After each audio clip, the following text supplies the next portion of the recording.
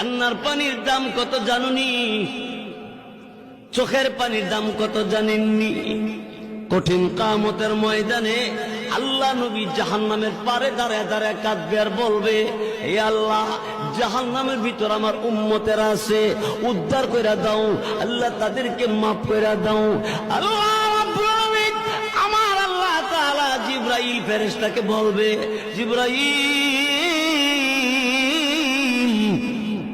আমি আল্লাহর কুদরতি দরবারে পানির পাতিল আছে, পানির পাতিল নিয়ে যাও, আমার নবীর কাছে নিয়ে দিবা। নবীকে বলবা এই পাতিলের পানিটা জাহান্নামের ভিতরে ছেড়ে দেওয়ার জন্য। রসুলের কাছে জিবরাইল পানির পাতিল দিবে, আর জিবরাইল ফেরেশতার কাছ থেকে রসুল পানির পাতিল পাইয়া পানিটা জাহান্নামের ভিতরে ছেড়ে দিবে। জাহান্নামের আগুন ঠান্ডা হয়ে যাবে, নিভে যাবে। Likey